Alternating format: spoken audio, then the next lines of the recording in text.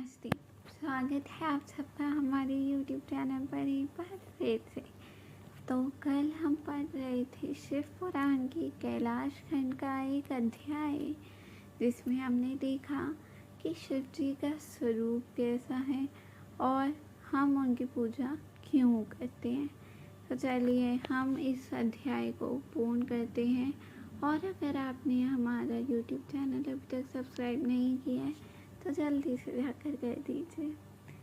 अब मैं मंत्र आदि 6 प्रकार के अर्थों को प्रकट करने के लिए जो अधर्वणोपन्यासी पद्धति है उसके द्वारा प्रणव के समष्टि और वृष्टि संबंधी भावार्थ का वर्णन करूँगा, परंतु पहले उपदेश का कर्म बताना उचित है, इसलिए उसी को सुनो।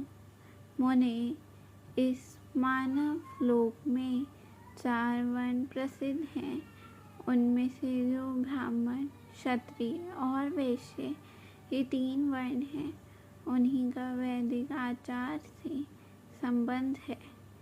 त्रैवर्णी को की सेवा ही जिनके लिए सारभूत धर्म है, जिन शूद्रों का वेदाध्ययन में अधिकार नहीं है, यदि सब त्रैवर्णिक अपने अपने आश्रम धर्म के पालन में हार्दिक अनुराग के साथ लगे हों, तो उसका भी श्रुतियों और स्मृतियों में प्रतिपादित धर्म के अनुष्ठान में अधिकार है, दूसरे का कदापि नहीं। श्रुति और स्मृतियों में प्रतिपादन कर्म का अनुष्ठान करने वाला पुरुष अवश्य सिद्धि को प्राप्त होगा। यह बात वेदांत मार्ग को दिखाने वाली परमेश्वर ने स्वयं कही है। वर्ण धर्म और आश्रम धर्म के पालन जनित पुण्य से परमेश्वर का पूजन करके बहुत से श्रेष्ठ मुनि उनके सायुज्य को प्राप्त हो गए हैं। ब्रह्मचार्य की पालना से ऋषियों की यज्ञ कर्मों के अनुष्ठान से देवताओं की तथा संत जनों याद से पितरों की तृप्ति होती है, ऐसा श्रुति ने कहा है। इस प्रकार ऋषि रूप देव ऋण तथा पितृ ऋण इन तीनों से मुक्त हो वानप्रस्थ आश्रम में प्रविष्ट होकर मनुष्य शीत उष्ण तथा सुख दुख आदि दोनों को सहन करते हुए जितेंद्रिय तपस्वी और मिताहारी हो यम नियम आदि योग का अभ्यास करें, जिससे बुद्धि निष्फल तथा अत्यंत दृढ़ हो जाए। इस प्रकार कर्मशः अभ्यास करें। शुद्धाचित हुआ पुरुष संपूर्ण कर्मों का संन्यास कर दे। समस्त कर्मों का संन्यास करने के पश्चात ज्ञान की समाधर में पत्थर रहे ज्ञान की समाधर को ही ज्ञानमयी पूजा करते हैं। वह पूजा जीव की साक्षात शिव के साथ एकता का बोध कराकर जीव मुक्त रूपी फल देने वाली है। यतियों के लिए इस पूजा को सर्वोत्तम तथा निर्दोष समझना चाहिए। महाप्रयाग, तुम पर स्नेह होने के कारण लोकानुग्रह की कामना से मैं उस पूजा की विधि बता रहा हूँ। सावधान होकर सुनो। साधक को चाहिए कि वह संपूर्ण शास्त्रों के तत्वार्थ को ज्ञाता, वेदांत ज्ञान की पारंगत तथा बुद्धिमानों में श्रेष्ठ आचार्य की शरण में जाए। उत्तम बुद्धि से युक्त एवं चतुर साधक आचार्य के समीप जाकर विधि पूर्वक दंड प्रणाम आदि के द्वारा उन्हें यत्न पूर्वक संतुष्ट करे। फिर गुरु की आज्ञा ली। वह 12 दिनों तक केवल दूध पीकर रहे। तदंतर शुक्ल पक्ष की चतुर्थी या दशमी को प्रातः काल विधिवत स्नान कर शुद्धि चित हुआ विद्वान साधक नित्य कर्म करके गुरु को बुलाकर शास्त्रोक्त विधि के नंदी श्राद्ध करे।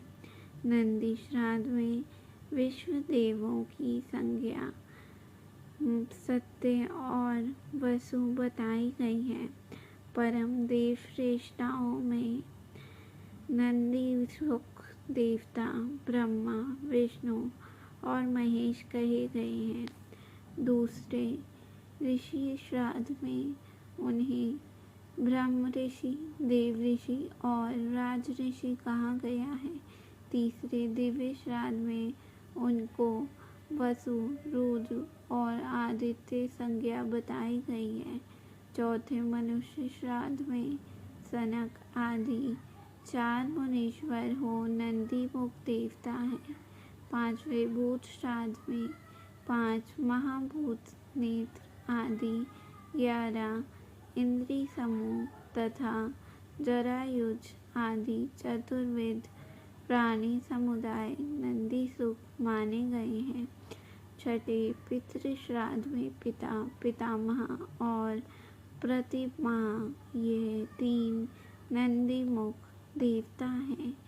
सातवें मातृ श्राद्ध में माता, पितामही और प्रतिपिता माही इन तीनों को नंदी सुख देवता बताया गया है। तथा 8वें आत्म श्राद्ध में आत्मा, पिता, पितामह और प्रतितामह यह 4 नंदी मुख देवता कहे गए हैं। मातामह नामक श्राद्ध में मातामह, प्रमातामह और वृद्ध प्रमातामह ये 3 नंदी मुख देवता सतपत्नी तक बताए गए हैं।